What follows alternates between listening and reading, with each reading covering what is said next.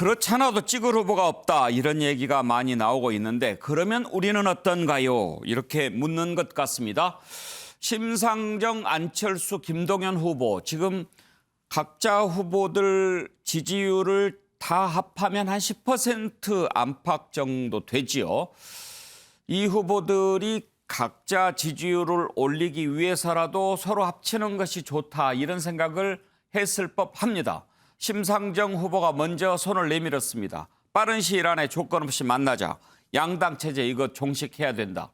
안철수 후보 공조하지 못할 이유가 없다 이렇게 얘기를 했고요.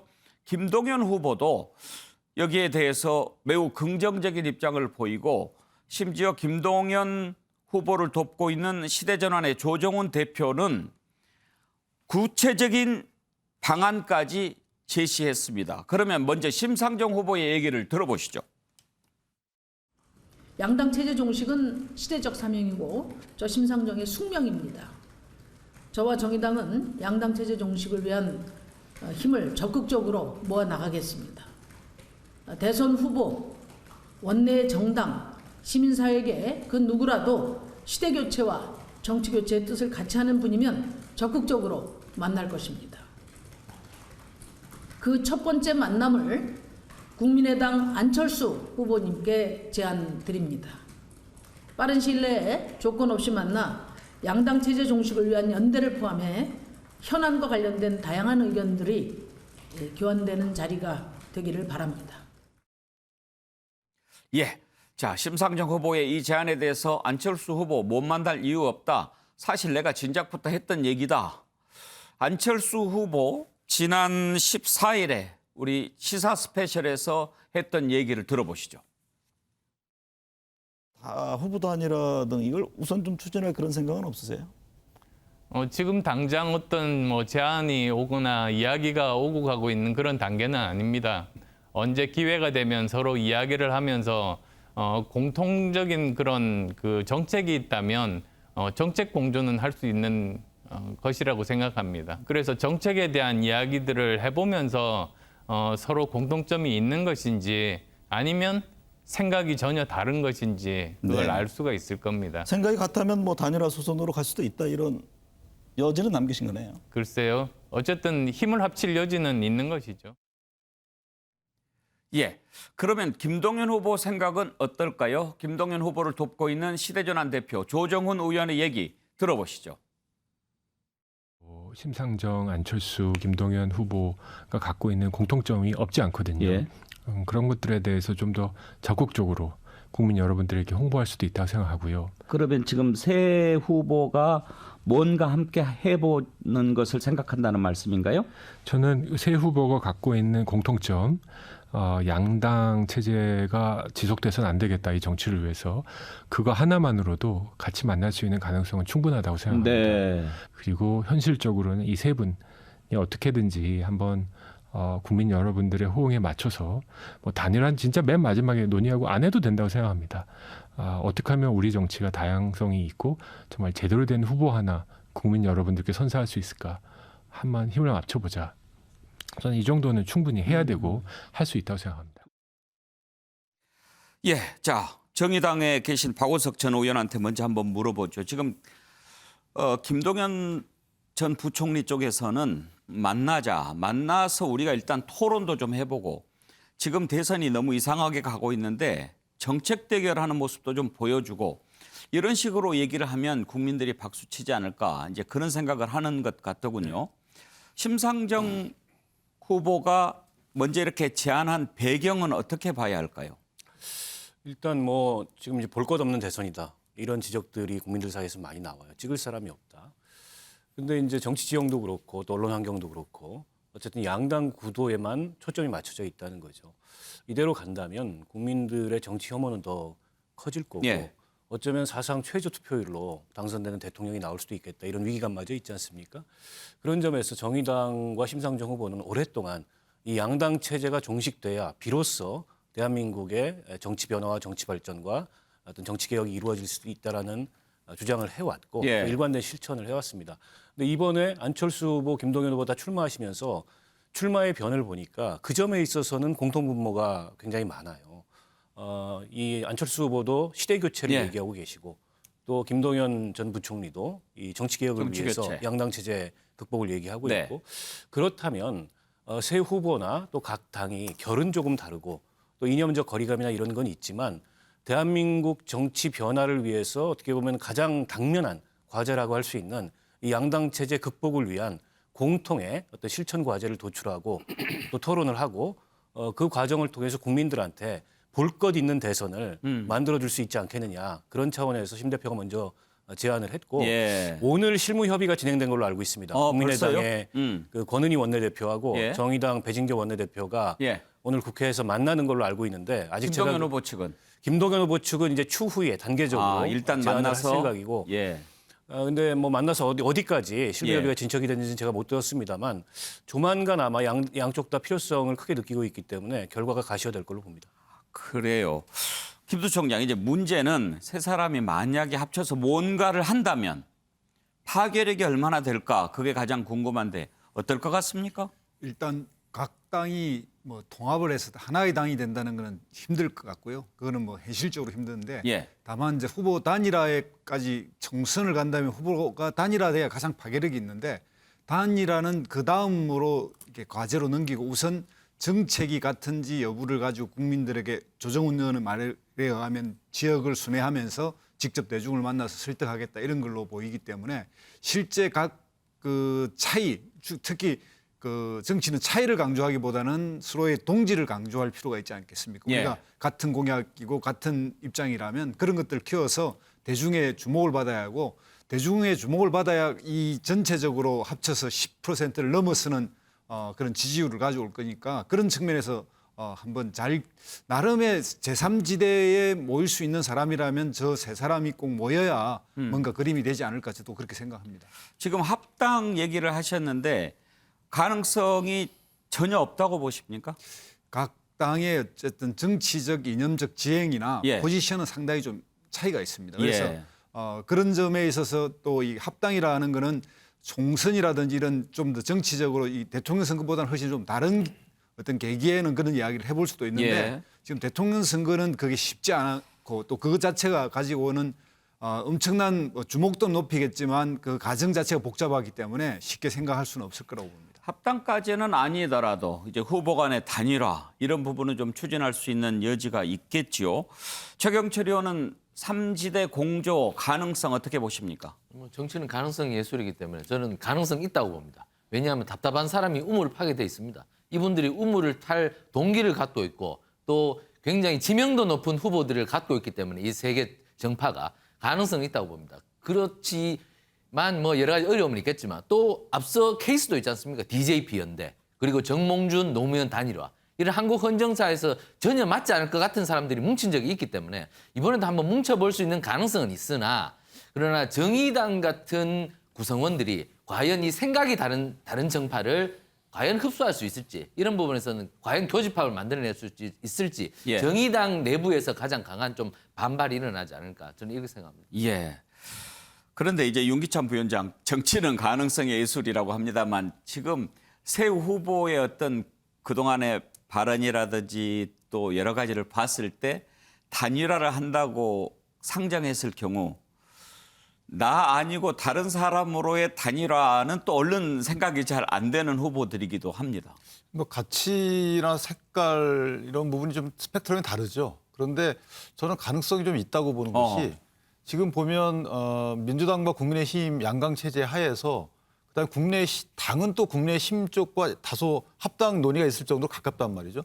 정의당은 여태까지 그 흐름을 보면 어쨌든 현재 척을 지고 있지만 민주당과의 합당 논의가 있을 수 있는 상황이에요. 예. 그렇기 때문에 정의당과 국민의당 지지율이 또 엇비슷해요. 따라서 어떻게 보면 상쇄되는 거죠. 그러니까 양당의 역할이라는 것이 사실상 큰 지지율이 10% 넘지 않으면 이 정당 체제를 바꿀 만한 힘이 없어요. 예. 이 정당 체제 바꾼다는 것은 양당 체제 극복이라고 표현하지만 사실 다당제를 추구하는 거거든요. 그러니까 양당 체제라는 것이 현상이기 때문에 이건 유권자들이 만든 거라서 여기에 가치 판단을 할 수는 없는 겁니다. 이것이 예. 바람직하다, 바람직하지 않다라고 평가할 수는 없는 것이고 어쨌든 여러 사회의 다양한 이해관계를 반영하기 위해서는 다당제가 바람직하다고 보는 정치세력이 분명히 있습니다. 다당제를 위해서는 선거구제를 바꿔야 되는데 그러려면 중대선거구제를 바꿀 만한 힘이 생겨야 되는 겁니다. 그런데 현재 힘을 만들려고 그러면 각 중소정당의 지지율을 합산을 해야 되는 것인데 예. 합산을 하려면 지금 연대를 추구해야 되는 것이고 연대 후에 유의미한 지지율을 만들어서 국내힘이든 민주당이든 나는 너네와 할게. 단 조건이 있어. 선거구제 바꾸자. 예. 이렇게 해서 아마 딜을 할 수 있는 힘을 키우려고 하는 것인데 합당까지는 안 간다는 것이죠. 어쨌든 정책 연대를 갈 것이고 예. 그렇다면 충분히 가능성은 있다. 예. 이것은 가치의 같은 범위 여부를 떠나서 어쨌든 정책 연대를 통해서 분명히 다당제 그 양당과의 협상용으로 힘을 키울 필요성, 현실적인 필요성 때문에 분명히 가능성이 있다라고 저는 생각합니다. 예. 김준혁 교수 가능성 어떻게 보십니까? 뭐 가능성이 있을 수 있겠지만은 근데 이제 문제는 심상정 의원님이나 아니면은 저 안철수 대표나 좀 신선하지가 좀 않거든요. 그러니까 이분들도 너무 많이 나왔어요. 김동연 지금 이제 후보는 굉장히 좀 신선하거든요. 만약에 심상정 후보와 안철수 후보가 김동연 후보를 좀 전면에 내세우고 어쨌든 조금 전에 윤기찬 부위원장이 말씀하셨듯이 새로운 중대선거구제의 어떤 제도개혁이라든가 이런 것들을 큰 목표를 가지고 어떤 선거라든가 정치개혁을 하기 위해서 본인들이 제3지대를 만들고 양당 체제를 갖다 극복하는 새로운 대안을 만들겠다라고 했을 때 오히려 김동연을 전면에 내세운다고 한다면 저는 굉장히 파괴력이 있을 거라고 봅니다. 그런데 아마도 이 두 후보가 쉽게 그 자리를 내놓지는 않을 거기 때문에 저는 쉽지는 않을 거라고 생각을 합니다. 그런데 김두수 총장, 지금 우리가 제3지대 공조 얘기하니까 꼭 단일화만 이렇게 생각하는데 그걸 떠나서 지금 어찌됐든 새 후보가 다 지지율이 좀 그 5%대 또 1%대 머물면서 치고 올라가지 못하잖아요. 네, 그렇습니다. 이런 상황에서 이런 식으로 주목도를 높이는 것만으로도 각자 또 힘을 받을 수 있는 것도 계산하지 않았을까 싶어요. 예, 그렇습니다. 특히 이제 심상정 의원이 후보가 이걸 제안했다는 게 중요한데요. 정의당은 그동안 어쨌든 민주당과의 어떤 합당, 후보 단일화 여부라든지 이런 것들이 주목됐는데 이번에는 좀 이걸 주도해 보겠다고 생각하고 있는 것 같고 또 안철수 후보는 그동안 지금 국민의힘과의 어쨌든 뭐 단일화 여부든 합당이든 이런 부분이 계속 진행돼 왔는데 이 부분을 이제 그걸 이제 깨고 서로 만나겠다는 거기 때문에 이런 측면에서는 국민들이 좀 주목할 계기가 되는 것은 틀림없다고 봅니다. 예. 그러니까 대선의 영역이 당연히 뭐 인간 그러니까 개인 인물에 집중하지만 이런 인물들이 모여서 하나를 내겠다 그러면 그런 부분에서 주목도가 높아지고요. 예. 또 여기에 가정에서는 뭐 어떤 변화가 있을 수 있습니다. 그러니까 지금 현재 양당 후보들이 치열하게 접전을 하다 보니까 제3 후보들은 지지율이 이제 낮긴 하지만 그 기본적인 파괴력은 가지고 있고 또 각 당이 가지고 있는 기본 지지율이 있기 때문에 그런 점에서 예. 주목할 수 있다 이렇게 봅니다. 자, 새 후보 지지율 합하면 10% 과연 모이게 될지 그렇게 해서 어떤 변수가 될지 주목됩니다. 움직임 따라서 한번 취재해 보기로 하고요. 이렇게 제3지대 후보들이 단일화 움직임을 보이면서 내심 자신으로의 단일화를 기대해왔던 민주당과 국민의힘 긴장하겠지요. 그런데 이런 상황에서 이런 일이 생겼습니다. 김어준 씨, 방송인이죠. 김어준 씨가 자신이 아는 방송에서 심상정 후보에 대해서 모욕을 했다. 이런 논란에 휩싸였습니다. 이 내용 한번 살펴보죠.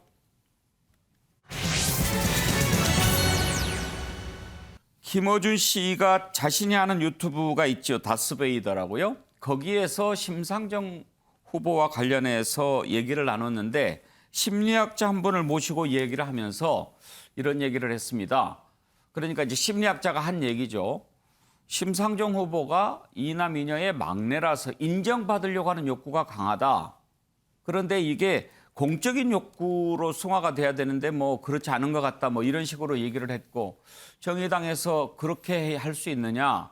만약에 이런 방송에 대해서 사과하지 않으면 앞으로 김어준 씨가 하는 방송에 출연하지 않겠다라고 강하게 반박했습니다. 도대체 어떤 얘기를 했길래 그랬을까요? 한번 들어보시죠. 욕망의 정체가 뭡니까 그러면? 성공욕이라고 좀. 성공욕. 네네. 이제 뭐 더 들어가면 명예욕도 있고 그 밑에는 또 인정욕망 같은 게 있는데 일단 성공욕이 좀 강한 사람이다. 어린 시절을 들여다보면 심상정 후보가 이남이녀 중에 막내딸이죠. 예. 근데 이 이남이녀 막내딸은 이제 약간 좀 심하게 얘기하면 집에서 너 누구니 뭐 이런 대접을 받을 수 있는 이재명 후보에 대해서 좀 지나치게 공격적이지 않습니까? 최근에. 예. 요즘 그렇습니다. 말꼬리 잡는 듯한 이런 예. 공격도 있고. 이제 그게 이제 사적 욕망이 작용하기 때문에 저는 그렇다고 보는 거죠. 정의당이 김어준 씨에 대해서 편파적이다라고 의심하는 이유는 또 있습니다. 김어준 씨가 그동안에 이재명 후보 편에 드는 듯한 발언을 자주 했다 이런 것도 있고요. 정의당의 배진교 원내대표가 방송에 출연했는데 그것은 이제 김어준 씨 개인 방송이 아니고 TBS 라디오에 출연을 했는데 심상정 후보와 관련해서 끝까지 완주할 거냐 이것밖에 없는 거냐라는 것을 5번이나 물어봤다는 겁니다. 그리고 단일화는 2차례 언급하고 너무 심한 게 아니냐라는 입장인데 박원석 의원 네. 어떻게 생각하십니까? 글쎄 저는 김어준 씨가 공중파 방송의 진행자로서 지켜야 될 금도나 선을 넘은 게 한두 번이 아니긴 하지만 이번 같은 경우에는 저는 굉장히 악의적으로 심상정 후보를 향해서 욕심이 많다, 욕심쟁이다 이런 프레임을 씌우기 위한 아주 의도된 그런 도발이었다고 생각을 합니다. 아까 그 심리학자라는 분이 뭐 사적 욕망 얘기하는데 그분이 이재명 후보 지지선언한 분이에요. 본인의 사적 욕망을 가지고 심상정 후보에게 그런 이미지를 씌우기 위한 선동을 하는 거지 저걸 뭐 분석이라고 보기가 어려울 것 같고요.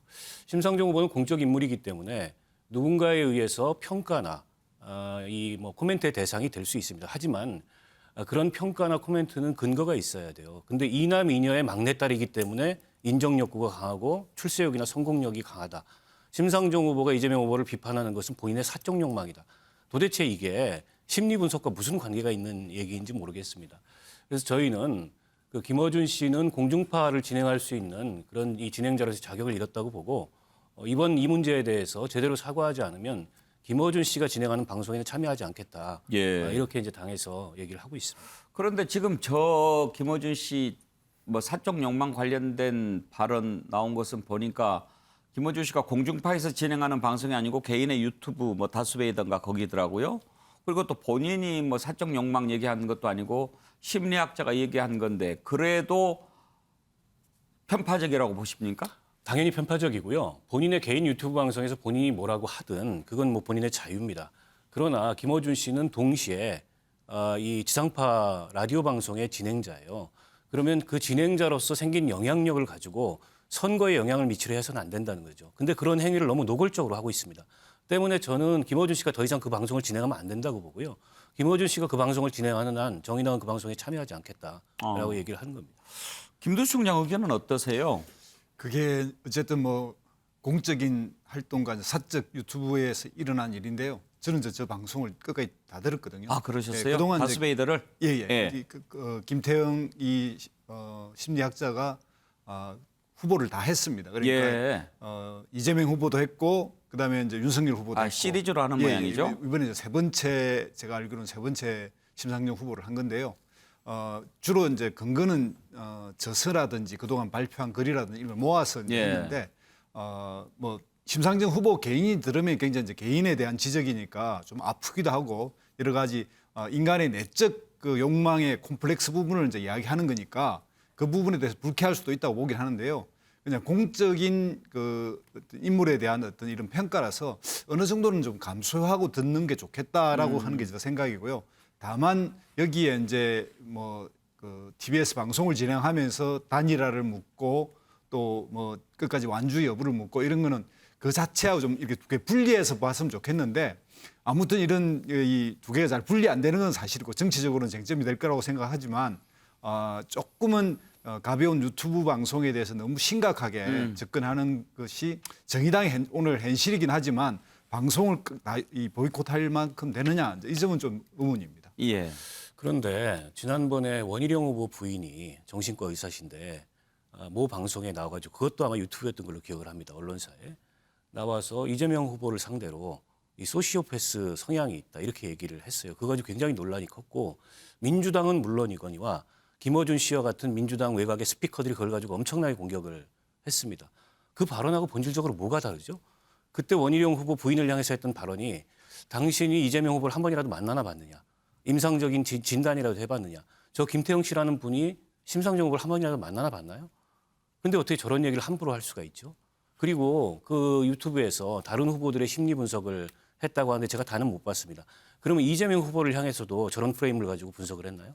그런 점에서 봤을 때 저거는 매우 의도가 불순한 저는 그런 방송이었다고 생각하고 저 방송에 대해서 저희가 어떤 법적 대응을 하거나 하겠다는 게 아닙니다. 다만 김어준 씨는 공중파 진행자의 자격이 없다라는 얘기를 하는 거고 그런 김어준 씨가 진행하는 공중파에는 출연하지 않겠다라고 정의당의 입장을 정한 겁니다. 알겠습니다. 자, 삼지대 얘기 나온 김에 정의당 상황까지 살펴봤습니다. 다음으로 넘어가죠. 자, 삼지대 후보 공조 얘기까지 나올 정도로 지금 민주당 국민의힘 선대위 사정이 좀 간단치가 않지요. 민주당은 매머드급 선대위를 띄웠다가 다시 꾸리고 있고 국민의힘은 아직 맨 위에 누구를 놓느냐 이걸 정하지 못하고 있는 상황 아닙니까? 어제 김종인 위원장과 윤석열 후보가 만났는데 결국 뭐 윤석열 후보가 기대했던 대로 끝나지 않았습니다. 회동이 끝난 뒤에 얘기를 한번 들어보시죠. 오늘 오찬 회동 결과가 어떻습니까? 무슨 뭐 특별한 결과라는 게 나올 수가 없고 내가 왜 내가 지금과 같은 입장을 견제할 수밖에 없다는 얘기를 우리 후보한테 얘기를 했어요. 예. 그러니까 뭐 별로 그렇게 내가 무슨 이 후보하고 나하고 무슨 특별한 이견이 생겨서 하는 게 아니고 선대위라고 하는 것이 제대로 기능을 발휘하려고 할 것 같으면은 사실은 선대위 운영하는 과정 속에서 쓸데없는 잡음이 생기면 될 수가 없다고 내가 얘기를 한 거예요. 그러니까 처음서부터 출발을 잘해야지 도중에 가서 괜히 쓸데없는 잡음이 생겨가지고서 그때 가서 뭐 이러니 저렇게 얘기를 하면은 선거에 그 결정적인 영향을 미칠 수밖에 없기 때문에 사전에 좀 제대로 정비를 하고서 출발을 하자는 그런 뜻으로 내가 얘기를 했어요. 총괄선대위원장은 수락하셨습니까? 아직은 내가 뭐 거기에 대한 확정적인 얘기는 안 했어요.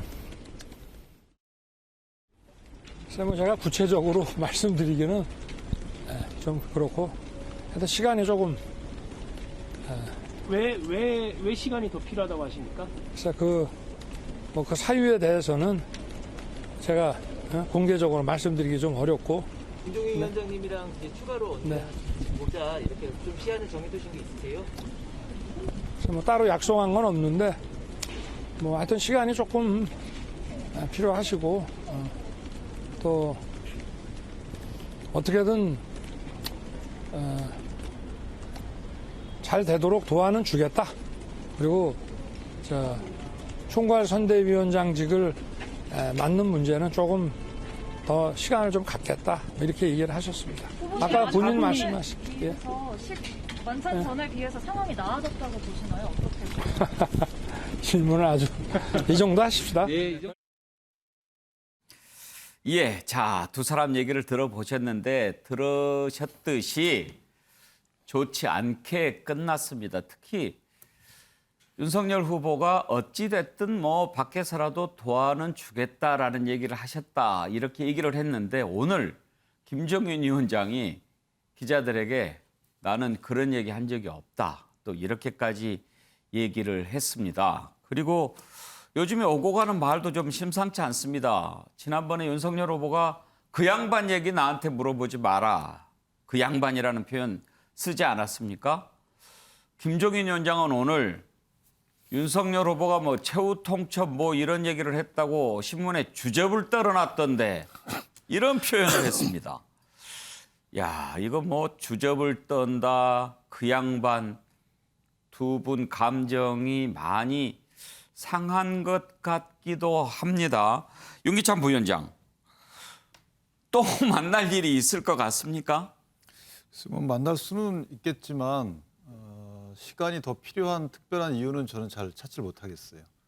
그러니까 시간이 필요하다고 김종인 위원장 전 위원장께서 얘기를 하시는데 그 시간이 어떤 것 때문에 필요한지 뭐 딱히 떠오르는 게 없어요. 예를 들면 양자가 같이 더 이상 어떤 문제 때문에 시간이 좀 봅시다라고 합의를 했다 그러면 시간이 필요한 줄 알겠지만 그렇지 않다 그러면 저 시간 말씀하시는 거는 김종인 전 위원장 입장에서 보면 마음이 움직이지 않는다라는 취지의 그 애둘러 쓴 표현으로 읽혀지고요.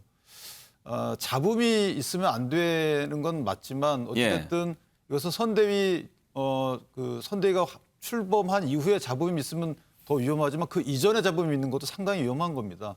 근데 현재 잡음이 상당히 커지고 있는 이 마당에 저 문제 갖고 더 끌다가는 사실은 뭐 선대위 자체가 마이너스 요인으로 작용할 여지가 커서 저는 그 유권자 내지 당원들 입장에서 보면 상당히 불쾌하다. 그래서 이런 이 3주째 지금 이런 모습을 보고 있는데 아마 이쯤에서 어떤 형식으로든 정리가 돼야 되지 않나라는 생각을 개인적으로 하고 있습니다.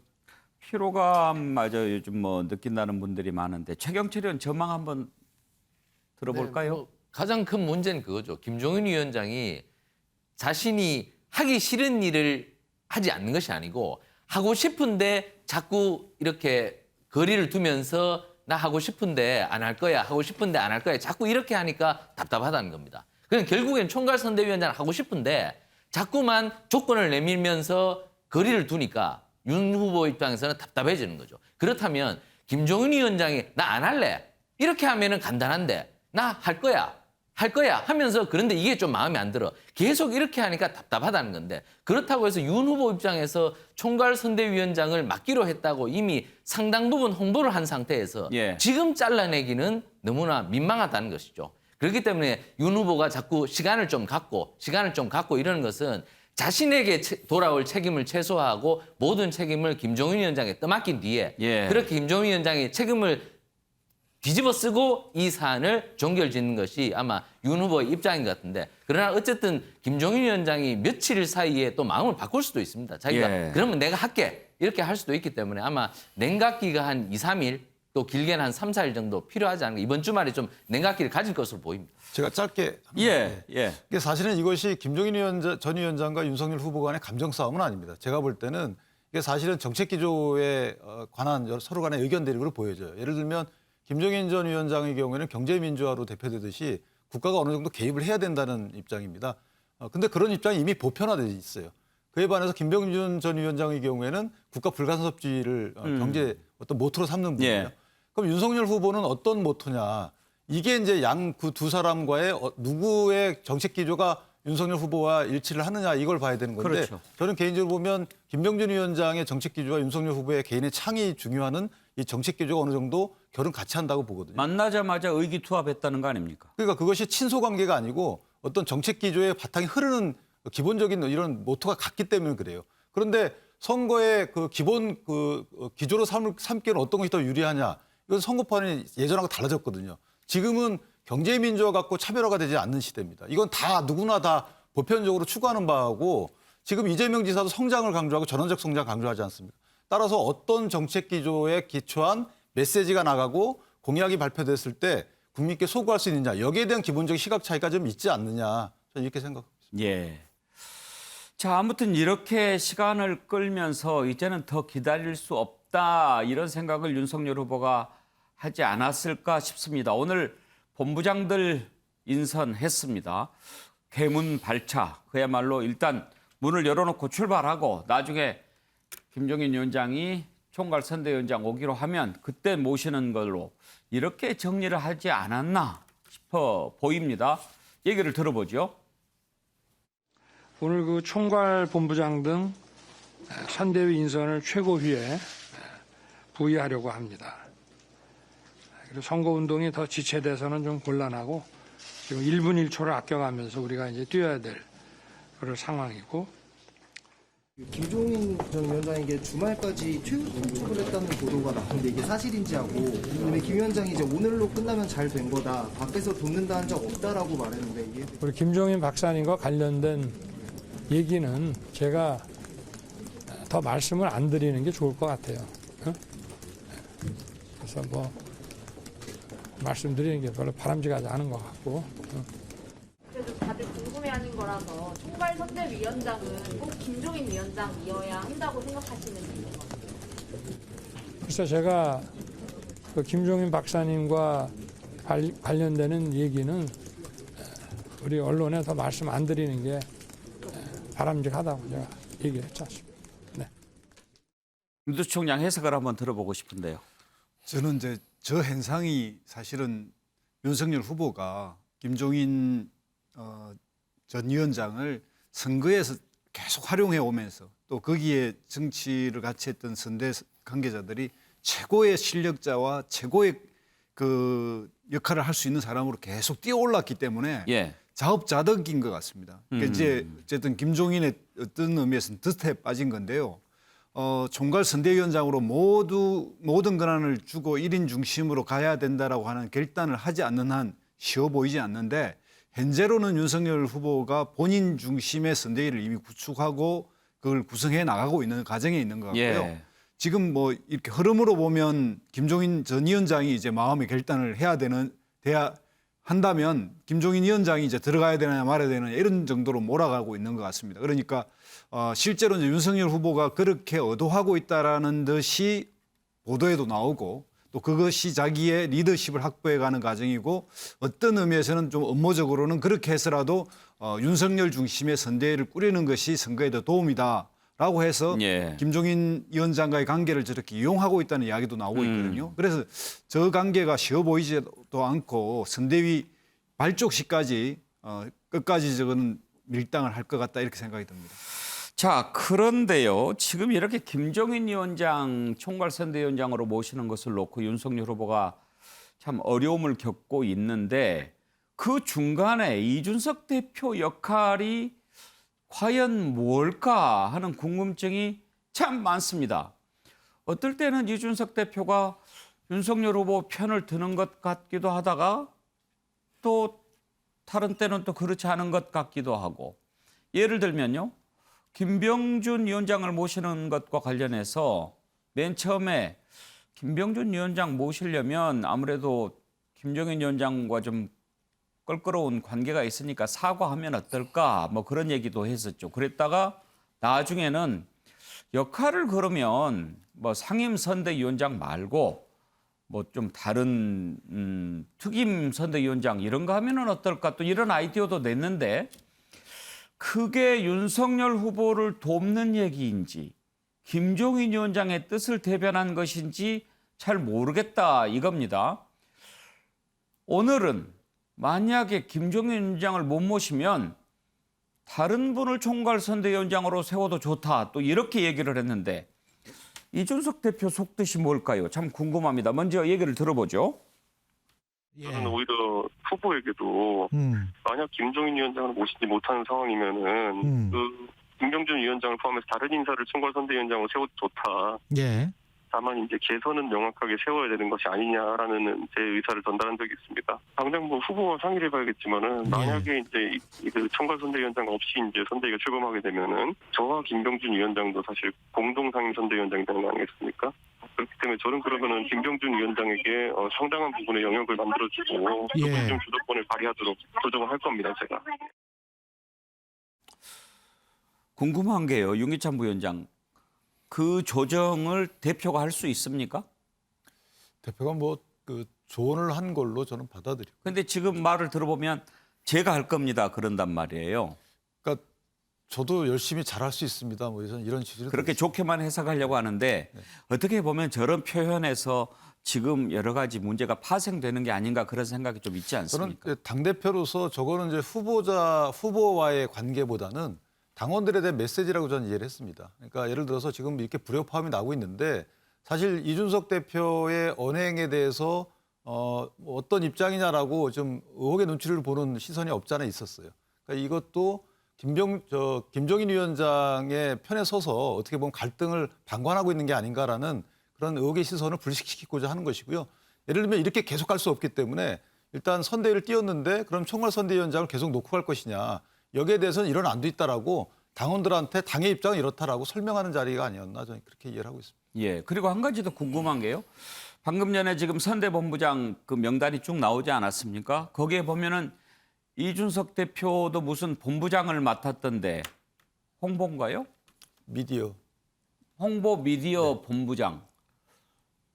그러면은 상임위원장도 하고 홍보 미디어 본부장도 하는 건가요? 네, 그렇게 하고.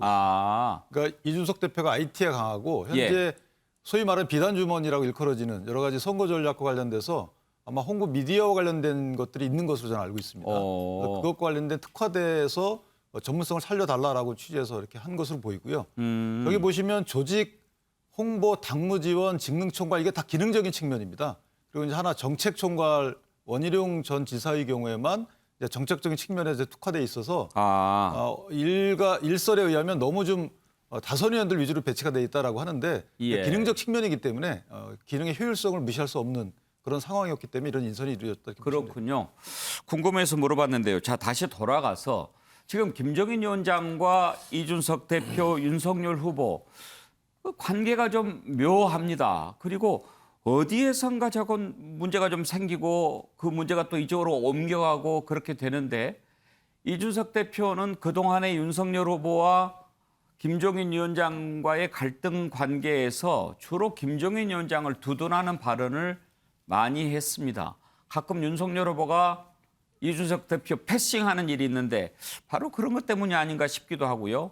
최근에 갈등이 있었을 때 이준석 대표가 뭐라고 얘기했는지 한번 들어보시죠. 감정이 두 사람 간에 좀 상해 있는 거는 사실입니까? 사실 제가 뭐 김종인 위원장의 화법 문제가 잘 안다고 생각하는데요. 예. 이제 사실 후보보다도 후보 측 인사들이 김종인 위원장을 자극하는 언사를 좀 많이 하지 않았나 그런 생각을 좀 하게 됩니다. 제가 인간에서 소통 과정을 지켜보면서 이렇게 서로 오해를 할 수 있나라는 생각을 많이 했습니다. 근데 후보도 이 양반이라는 말을 했잖아요. 뭐 후보가 상당히 격앙된 상태에서 그런 말을 했다 이렇게 생각하고 그래서 사실 좀 부적절한 표현이었다 이런 생각을 합니다. 김준혁 교수, 이준석 대표가 후보 편을 안 들었어요. 네, 전에는 그랬었죠. 예. 근데 저는 이번에는 후보 편을 들었다고 생각을 합니다. 그래요? 예. 저는 김종인 총괄 상임선대위원장이 만약에 지금 당장 들어오지 않는다고 한다면 김병준 이분을 총괄 상임선대위원장으로 모실 수도 있다. 예. 그러니까 거꾸로 이것이 그냥 김종인 위원장을 꼭 모셔와야 된다 이런 이야기가 아니라 이제 후보가 원하지 않으니까 그럼 후보 중심으로 가서 김병준 선대위원장을 갖다가 총괄 선대위원장으로 모실 수 있다. 저는 이준석 대표가 어쨌든 국민의힘 당규에 의한 대로 당무 우선권이 대선 후보에게 있지 않습니까? 그런 측면에서 저는 이준석 후보가 그 당원 단규를 갖다 따르면서 결국은 이제 후보자 중심으로 이 대선판을 갖고 가는 게 맞겠다라고 아마 판단을 한 것 같고요. 그런 면에서 보게 되면 사실은 김종인 위원장 입장에서는 굉장히 좀 서운하고 약간 배신감을 느낄 수 있겠지만 이준석이라고 하는 정치인 입장에서는 또 그렇게 판단하고 행동할 수 있지 않느냐 또 그렇게 또 생각을 합니다. 이준석 대표가 후보 편을 들은 것 같다. 박원석 의원도 그렇게 생각하세요? 글쎄 좀 오락가락하는 것 같습니다. 제가 이제 오락가락한다는 표현을 쓴 게 지금 제1야당의 후보도 그리고 제1야당의 당대표도 어떻게 보면 당의 외부인이라고 할 수 있는 김종인 전 비대위원장한테 전부 휘둘리고 있거든요.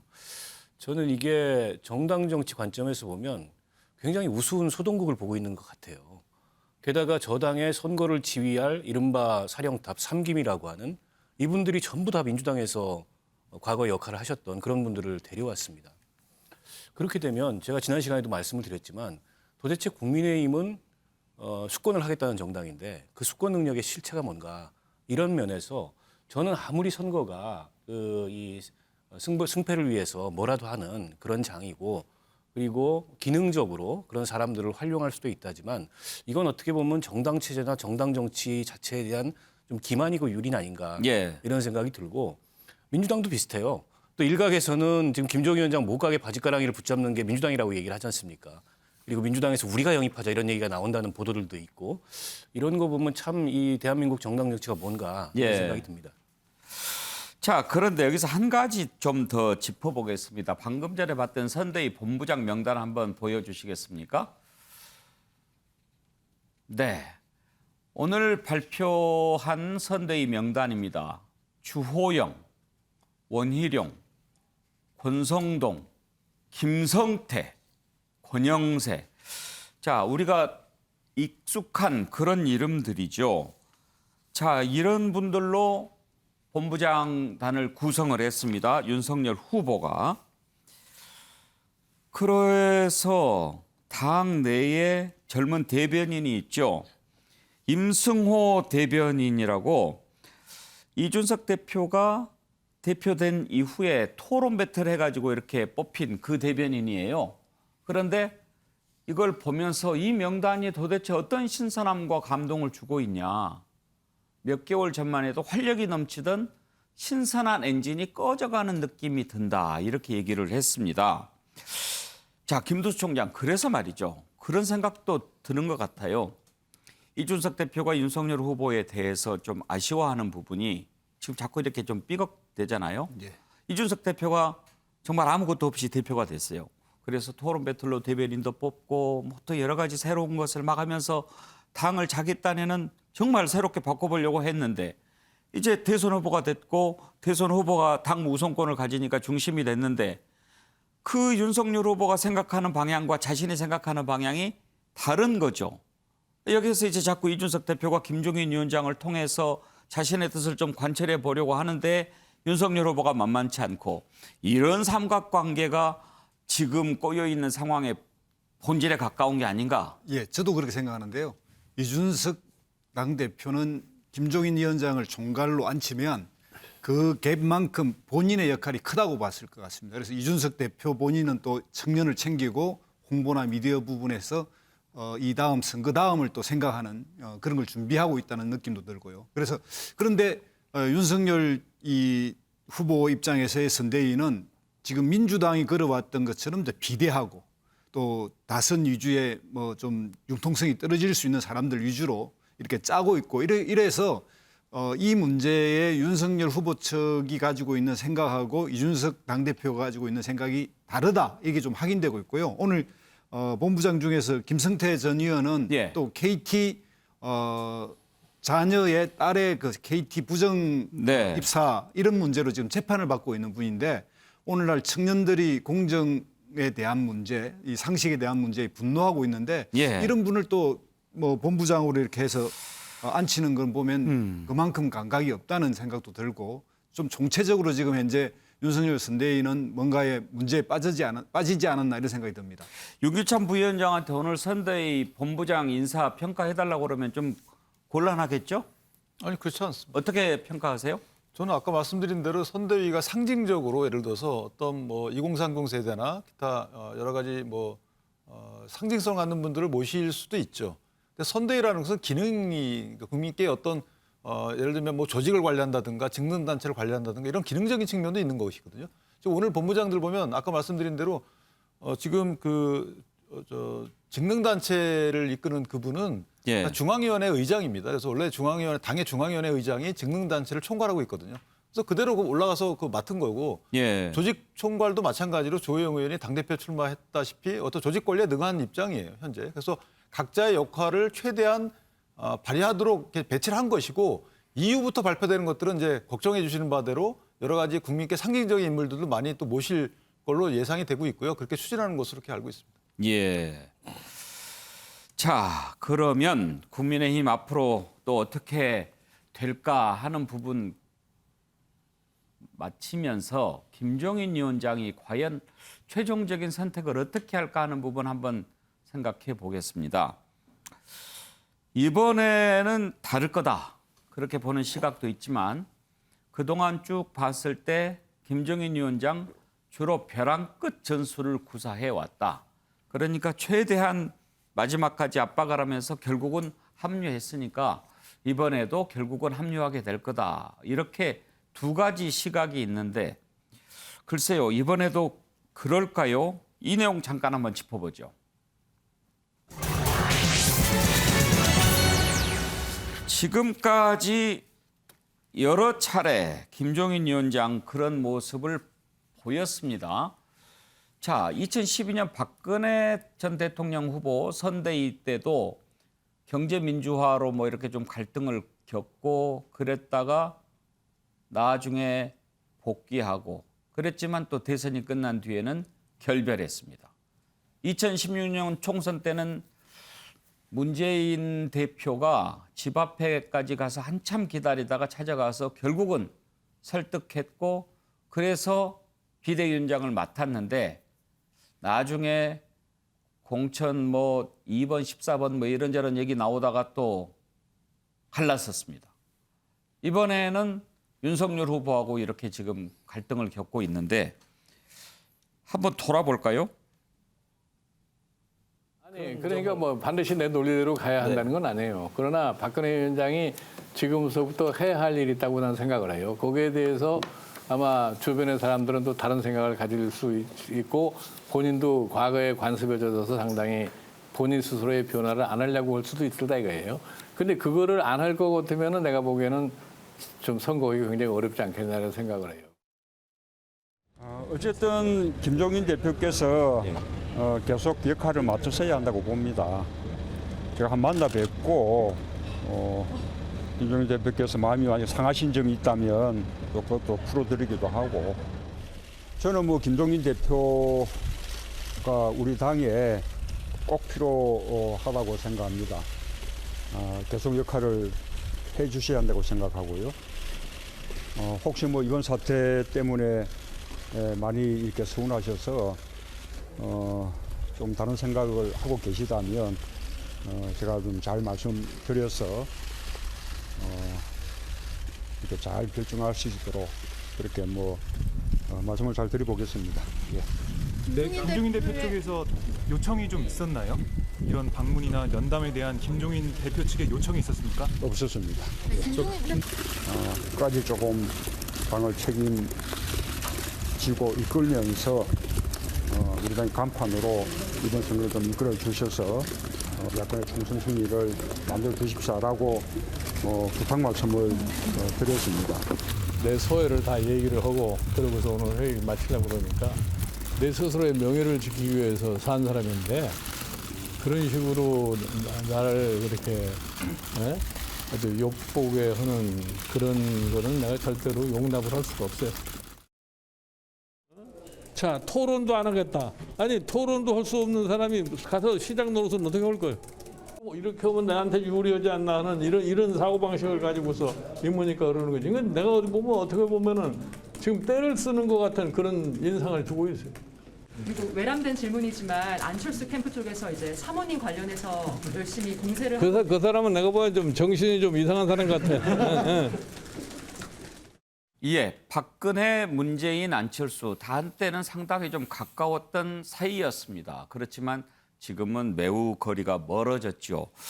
김종인 위원장의 이런 전력이 있는데도 그 김종인 위원장을 모시려고 하는 윤석열 후보 과연 끝은 좋을까 이런 얘기를 하는 사람들이 많습니다. 김준혁 교수, 그런데도 저렇게 매달리는 이유가 뭘까요? 지금까지 역사를 보면은 김종인 위원장이 관여를 하면 대선에서 승리했던 것들이 계속 보이고 있지 않습니까? 박근혜, 문재인 다들 마찬가지로 대선에서 승리에 가장 결정적인 역할도 하고 또 지난번에 서울시장 보궐선거, 부산시장 보궐선거에서도 어쨌든 역량을 보였던 건 분명하니까요. 그리고 어쨌든 시대를 갖다 정확하게 읽는 저는 그렇게 생각을 합니다. 김종인 전 위원장이 나이는 좀 드셨지만 그래도 젊은 사람 못지않게 시대를 읽어내는 탁월한 감각 같은 것들이 있다. 그런 감각 같은 것들이 이번 대선에서도 저는 충분히 적용될 수 있다고 보고 있고요. 그런 측면에서 윤석열 후보가 김종인 위원장을 끝까지 모셔온다고 한다면 상당한 파괴력이 있을 것 같은데 개인적으로는 저는 모시려고 하지 않지 않느냐. 지금은 이제 윤석열 후보가 지지율이 많이 올라갔고 특히나 윤석열 후보 주변에 있는 중진들, 그 중진들이 김종인 위원장을 갖다가 받아들일 마음이 저는 없다고 봅니다. 그렇기 때문에 윤석열 후보는 중진들과 더불어서 함께 대선을 치르려고 하기 때문에 김종인 위원장이 총괄 선대위원장으로 오는 것은 쉽지 않을 것 같다고 생각을 합니다. 김종인 위원장을 모시는 것을 놓고 이런저런 얘기가 나오는데 여야 관계자들의 얘기를 한번 좀 들어볼까요? 지난 3주 동안 윤석열 후보와 김종인 위원장이 서로 밀당을 했지 않습니까? 네네. 저는 그 속에 답이 있다고 보는데요. 완전 백해무익한 밀당이었고 잃어버린 한 달이라고 생각합니다. 윤석열 후보 입장에서는 윤석열 후보는 분명하게 흐름이 꺾였습니다. 그렇게 보세요? 예, 지난 3주 동안 오로지 김종인 발악이었거든요. 그러다 보니까 대선 후보로서의 자기 이야기가 없는 거예요. 스스로의 무덤을 저는 팠다라고 생각을 하고. 윤석열 후보가 첫 번째 인사인데 소위 그 인사가 시작이 되면 이제 대통령으로서의 직무 권위의 문제가 생기잖아요. 이 문제는 빨리 관철을 시키고 넘어가야 그 다음 단계로 갈 수 있는데 아니면 계속 대통령 후보의 동정이 아니라 김종인 위원장의 동정이 나타난단 말이죠. 이런 문제가 일어났을 때 문제 해결은 주위에 그 돕는 사람들이 해결을 해줘야 되고 또 나타나지 않고 그림자처럼 뒤에서 그 해결하는 그런 사람들도 필요한 거죠. 우리 선대위나 지금 우리 당의 기능이 조금 아쉽다는 생각을 했고요. 그래요. 최경철 의원 너무 김종인 위원장 얘기가 많았어요. 김종인 위원장을 이렇게 삼고초려해서 모시고 올려는 이유가 있습니다. 플러스 효과가 아니라 마이너스 효과 때문입니다. 김종인 위원장이 마이너스 효과를 일으킬 수 있는 사람입니다. 다른 데로 가면? 그렇습니다. 이 사람이 만약에 선대위에 들어오지 않고 광화문 사무실에서 계속 앉아 계시면 자꾸 다른 언론들이 마이크를 들고 갑니다. 그럼 그때마다 한마디씩 한단 말입니다. 그러면은 마이너스 효과가 굉장히 크단 말이죠. 사실 여러 가지를 많이 알고 있는 사람이거든요. 김종인 위원장이. 그렇기 때문에 이게 쳐내기가 굉장히 힘들다는 거죠. 문재인 대통령이 2017년에 김종인 위원장과 헤어집니다. 당시에 김종인 위원장이 탈당하고 나가면서 문재인 당시 민주당 후보한테 이런 기자들 묻습니다. 탈당하고 나갔는데 어떻게 생각하십니까? 그때 문재인 후보가 얘기를 합니다. 나를 따르라는 식의 리더십은 나는 따라갈 수 없다. 나는 다른 길을 가겠다. 왜 문재인 후보가 그때 그 말을 할 수 있습니까? 그때는 탄핵 직후여서 인기가 좋단 말입니다. 김종인 없이도 나 혼자 갈 수 있다는 것인데 지금 윤석열 후보는 아니라는 것이죠. 그것 때문에 지금 딜레마에 빠져 있는 건데 제가 아까 모두에 말씀드렸다시피 이제 총괄선대위에 취임을 못하는 것은 모두 김종인 선대위원장의 고집 때문이다. 이 프레임을 이제 씌우려고 하겠죠. 거기에서 성공한다면 이 그 논란에서 벗어날 수 있는 것이고 거기에 실패한다면 계속 끌려간다는 것인데 윤석열 후보가 아마 지혜로운 처신을 할 것 같습니다. 왜냐하면 이분이 그 한 몇 년 그 정치를 하면서 굉장히 사람 보는 눈이 있기 때문에 이제는 자기가 충분히 그분이라면 누구? 예? 그분이 몇 년 정치를 했다면 누구 얘기하는 거예요? 이제 윤석열 그 후보가 사실 검찰에 있을 때도 여러 가지를 봤지 않습니까? 그걸 정치한 거예요? 저는 뭐 사실 그 정치를 배운 거라고 정치 검사라고 지금 얘기하는 겁니까? 아니, 그건 아니지만 정치하는 과정을 많이 봤을 겁니다. 정치를 목격을 했을 겁니다. 그렇기 예. 때문에 이번에도 이 프레임에서 자기가 최대한 책임을 회피하면서 김종인 위원장의 많은 책임을 전가하면서 아마 탈출하려는 시도를 하지 않을까. 예. 그래서 뭐 지혜로운 처신을 할 것 같습니다. 플러스보다는 마이너스 마이너스를 효과 때문에 막기 위한 여러 가지 것이다. 걱정을 하는 거죠. 최경철 위원장은 아주 참신한 시각입니다. 예. 자, 그러면 이제 이재명 후보 한번 살펴보겠습니다. 이재명 후보 어디까지 달라질까요? 하루 한 가지씩 새로운 모습을 보여주겠다는 듯이 오늘은 머리카락을 염색하고 나타났습니다. 한번 머리카락을 한번 주목해 보실까요? 어제까지도 백발, 사실은 백발은 아니고요. 저게 회색인데 저 머리도 염색을 한 거랍니다. 저도 오늘 알았는데 그러니까 그전에 이렇게 너무 젊어 보이니까 또 정세균, 이낙연 이런 후보들하고 할 때도 너무 젊어 보일까 봐 이렇게 회색 염색을 했던 것 같은데 오늘은 이제 검정색으로 염색을 하고 나타났는데 이것도 쇄신이라고 봐야 되겠지요. 이재명 후보가 염색을 한 후에 발표한 오늘 정책 하나 들어보시죠.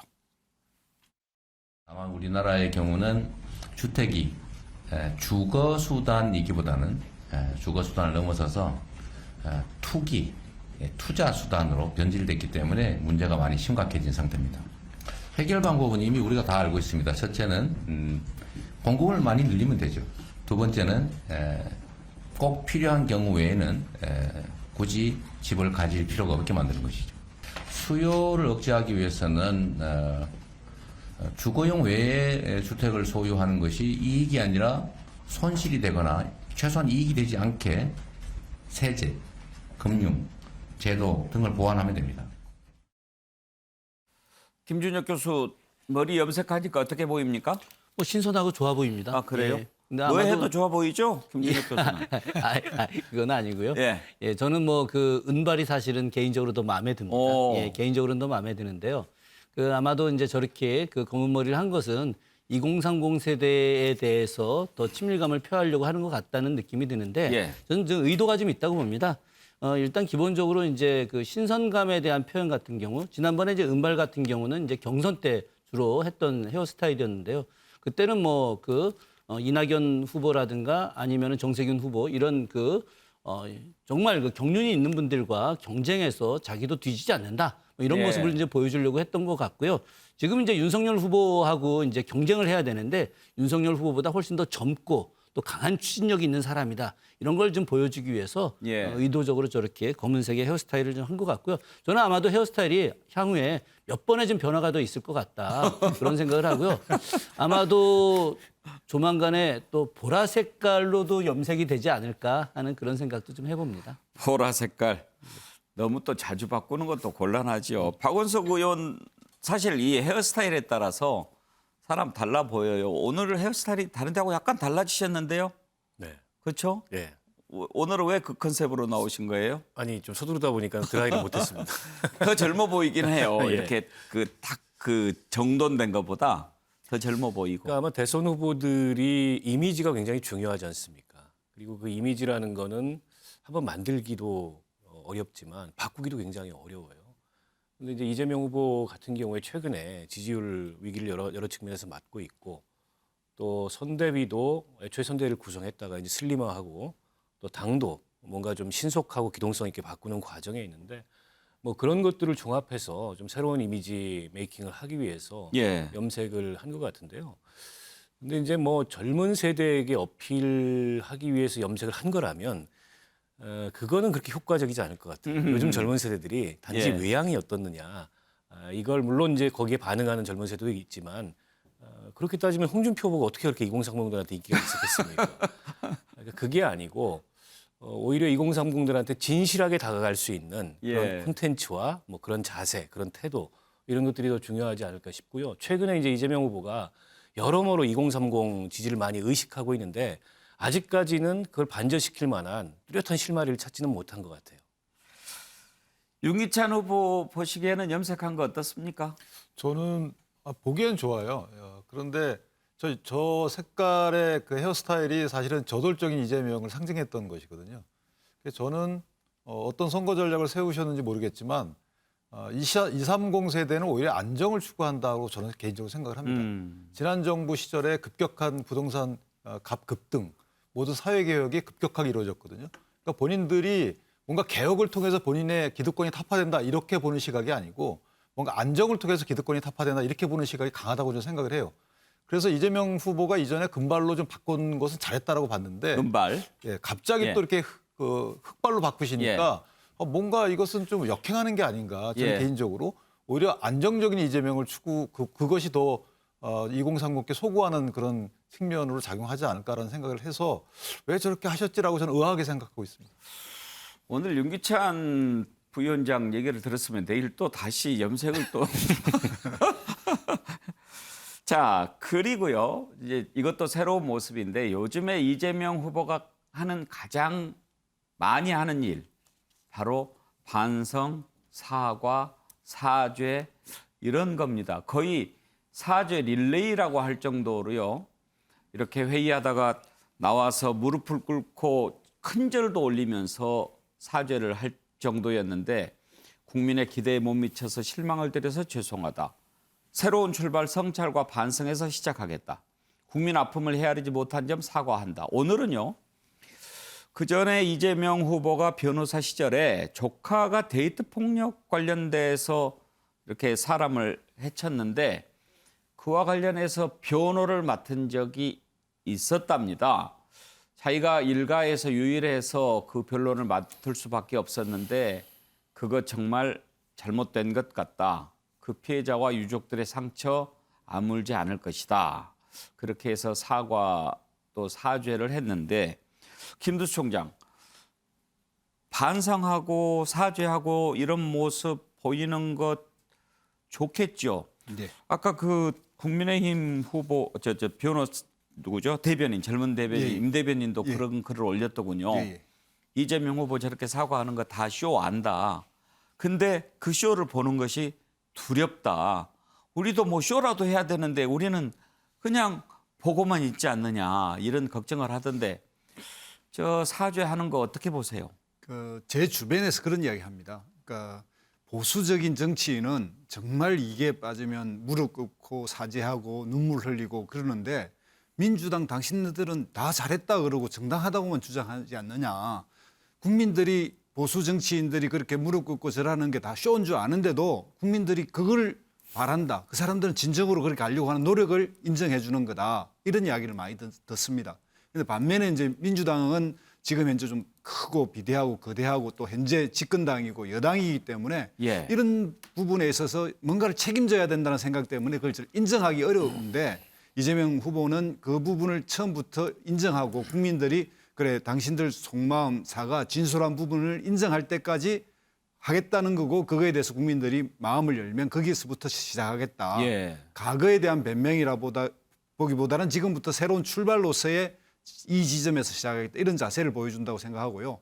아까 그 헤어스타일이라든지 색깔이 변화는 고집스러운 이재명보다는 실용적이고 필요하다면 내가 변하고 바꿀 수 있다. 이런 걸 보여주기 위해서 예. 새로운 새신의 의미를 담아서 이렇게 좀 바꿨다. 저는 그렇게 해석합니다.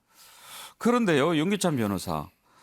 지금 저 살인 사건 변호한 것과 관련해서 사죄를 했는데 저걸 들으면서 궁금한 게 몇 가지가 있습니다. 첫째는 저 문제를 다른 쪽에서 예를 들면 야당에서 먼저 그런 것 변호했잖아 이렇게 공격한 것도 아닌데 본인이 자진해서 저 부분 사과한 거죠.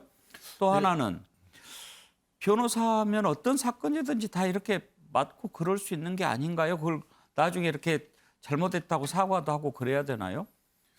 이게 예전에는 잠깐 야당권에서 비판을 했던 부분이 있죠. 잠깐 했습니다. 그런데 저렇게 구체적으로 내용을 적시하진 않았지만 다만 저 살인 사건의 경우인데 데이트 폭력이 아니고 사실은 이제 살인이죠. 예. 살인 사건인데 살인 사건의 경우에는 사실 변호사들이 사선 변호는 잘 안 합니다. 잘 안 하고 사실상 무죄의 경우는 합니다. 무죄로 예상되는 무죄를 주장하는 경우는 할 수 있는데 예. 저 사건은 무죄 주장이 아니었거든요. 그러니까 양형만 다투는 경우에는 살인 사건은 사실상 변호사들이 안 합니다. 왜요? 할 수 있는 게 없어요. 변호사가. 그냥 뭐 선처를 바랍니다 정도밖에. 그러니까 변호사로 할 수 있는 게 없어서 통상 국선 변호사가 합니다. 그러니까 이재명 지사가 한 말 중에 약간 다른 것이 저기 2006년도경에 됐던 일로 전 기억을 하는데 변호사가 본인뿐이 없어서 할 수밖에 없었다라는 점은 조금 이해가 안 가는 부분이 2004년도부터 국선 변호 제도가 생겼어요. 그러니까 통상 변호사가 없으면 국선 변호사가 선정을 저걸 할 수밖에 없는 사안이에요. 다만 만약에 집안에서 부탁을 하면 거절하기는 어렸을 거예요. 예. 그래서 저는 저거 갖고 비판을 한다는 것은 저는 이해를 못 하고요. 다만 저것을 조금 변명을 너무 길게 하시는 것도 조금 전 이상하다. 오히려 그냥 계셨으면 낫지 않았을까라는 생각을 하고요. 또 하나 간단히 말씀드리면 이재명 기사 사죄를 하고 계신데 저는 지금 사죄하는 현상 자체가 부동산 값이 급격히 올랐거나 서민들의 주거 안정이 좀 부족해졌거나 이런 여러 가지들이거든요. 서민들의 삶이 좀 핍박해졌다는 부분인데 그 현상을 초래한 것은 사실은 과도한 입법입니다. 그러니까 수기 과정 없이 패스트트랙 등을 통해서 만들어진 입법 등, 야권과 협의 없이 만들어진 입법 등. 그런데 그렇게 사죄해놓고 그런 현상을 초래한 또 방법을 또 주문합니다. 자, 패스트트랙이라도 하세요라고. 이건 뭘 의미하는지 저는 곰곰이 이재명 지사 후보께서 생각을 좀 깊이 해보셔야 된다라고 생각합니다. 이해. 저는 다 이해를 했는데 다른 분들이 다 아니 근데 분들이 지금 이제 이해를 말씀하셨던 했을지. 부분과 예. 관련해서는 전 충분히 동의를 하는데 그 패스트트랙과 관련된 내용이 이번에 그 중소기업 그 협동조합과 관련된 내용인데 그것이 단순하게 뭐 중소기업에 있는 노동자들의 문제가 아니라 중소기업의 대표들이 규제에 대한 부분들을 좀 이렇게 합리화해서 중소기업이 활성화될 수 있게 해달라고 했던 것들이고 이런 것들이 좀 더 빠르게 좀 진행됐으면 좋겠다라고 박완주 정책위원장한테 이렇게 이야기를 한 것인데 이 부분은 약간 좀 다른 개념으로 좀 일단 그 내용을 한번 그럼 들어보시죠. 네네. 이재명 후보가 했던 발언을요. 예. 지금 민생을 해결하기 위해서 필요한 법안, 정책들을 이때까지도 노력하신 거 압니다. 그러나 우리 국민들은 그 이상을 원하십니다. 그 이상을 원하시면 주인이 명하면 우리 일꾼들, 대리인들은 따라야 하고 따르지 못한 이유가 아무리 많아도 따르지 못한 것에 대해서 충족하지 못한 것에 대해서 책임을 져야 하는 것입니다. 이번 정기국회에서 처리할 수 있는 현안들은 최대한 책임 처리, 신속 처리해내고 또 그게 어려운 점이 있다면 패스트트랙 등 관련 제도들을 활용해서 당론을 정하고 그 절차를 개시해서 우리 국민들께서 드디어 신속하게 필요한 일들을 해내는구나 라고 인지하실 수 있도록 해야 된다고 생각합니다. 자, 그러니까 정리하면 이렇습니다. 이재명 후보는 국회는 국민의 대리인 아니냐. 그러면 국민들을 위해서 필요한 법이 있으면 그냥 뭐 패스트트랙에 태워서라도 빨리빨리 처리를 해야 제대로 일하는 것 아니냐. 지금 이렇게 얘기를 하고 당에 주문을 하는 겁니다. 그렇지만 여기에 대해서 야당은 국회가 정치가 협치를 해야지 그러면 독재를 하자는 얘기냐. 지금 이렇게 비판을 하는 거죠. 김두수 총장, 국회의원 경험이 없어서 그러는 거냐 이런 말도 나올 수 있어요. 지금 현재 국회의원 경험보다는 여야에서 최대로 쟁점이 됐던 것 중에 하나가 이제 대장동에서 민간 부분이 엄청난 초과 이익을 가져갔는데 이것이 문제다라고 지적했고요. 이제 사실상 뭐 6대4 정도, 4가 이제 민간이 가져갔는데 그걸 야당이 집중적으로 비판했거든요. 그래서 이제 국토위에 지금 초과이익 방지법 3법을 올리는데 이 국토위원장을 맡고 있는 야당에서 계속 그걸 거부한단 말입니다. 그러니까 초과이익을 가져가는 것에 대해서는 대단히 비판하면서 실제 그걸 방지하는 법은 또 방해하고 전혀 입법 활동을 안 하려고 하니까 이재명 후보 입장에서는 이런 법이라든지 지금 민생에 급한 법이라든지 이런 것들 야당이 협조하지 않는다면 패스트트랙이라도 하자 이런 입장이라서 이 부분에 대해서 약간의 이렇게 입법 독재처럼 그런 영역은 아니다 이렇게 생각이 듭니다. 박원석 의원 시간이 한 30초 정도밖에 안 남았는데 이재명 후보 발언 어떻게 들으시나요? 마음이 좀 급하신 것 같아요. 최근에 재난지원금 카드를 꺼내 들었다가 도로 이거 집어넣는데 그러면서 이재명은 합니다 브랜드가 좀 손상이 됐어요. 그러니까 대선의 어떤 입법 성과를 가지고서 이재명은 합니다라는 브랜드를 다시 살리고 싶은 것 같은데 근데 국회가 저게 마음이 급하다 그래서 될 수 있는 건 아니거든요. 자칫 지지층은 환호하고 결집하지만 중간층한테는 오히려 지나치게 독주한다 이런 인상을 줄 수도 있습니다. 알겠습니다.